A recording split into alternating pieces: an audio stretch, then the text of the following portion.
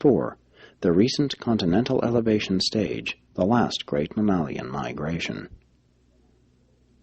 This is the period of pre-glacial land elevation in North America, Europe, and Asia. The land was greatly altered in topography.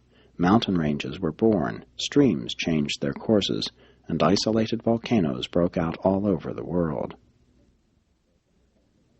10 million years ago began an age of widespread local land deposits on the lowlands of the continents, but most of these sedimentations were later removed.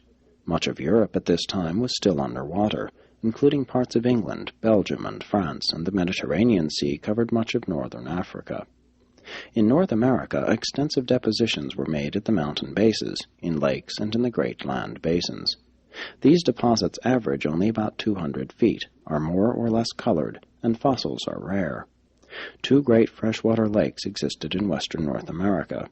The Sierras were elevating. Shasta, Hood, and Rainier were beginning their mountain careers. But it was not until the subsequent Ice Age that North America began its creep toward the Atlantic Depression.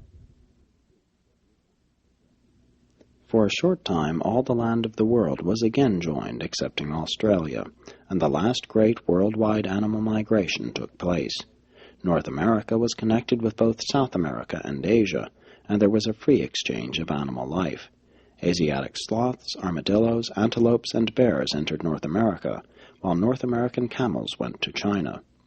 Rhinoceroses migrated over the world except Australia and South America, but they were extinct in the Western Hemisphere by the close of this period. In general, the life of the preceding period continued to evolve and spread. The cat family dominated the animal life, and marine life was almost at a standstill. Many of the horses were still 3-toed, but the modern types were arriving. Llamas and giraffe-like camels mingled with the horses on the grazing plains. The giraffe appeared in Africa, having just as long a neck then as now. In South America, sloths, armadillos, anteaters, and the South American type of primitive monkeys evolved. Before the continents were finally isolated, those massive animals, the mastodons, migrated everywhere except to Australia. 5 million years ago, the horse evolved as it now is, and from North America migrated to all the world.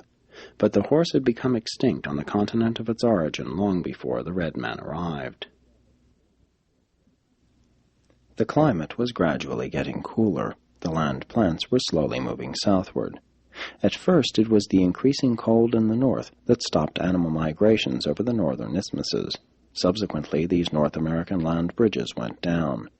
Soon afterwards, the land connection between Africa and South America finally submerged, and the Western Hemisphere was isolated much as it is today. From this time forward, distinct types of life began to develop in the Eastern and Western Hemispheres. And thus does this period of almost 10 million years' duration draw to a close, and not yet has the ancestor of man appeared. This is the time usually designated as the Pliocene.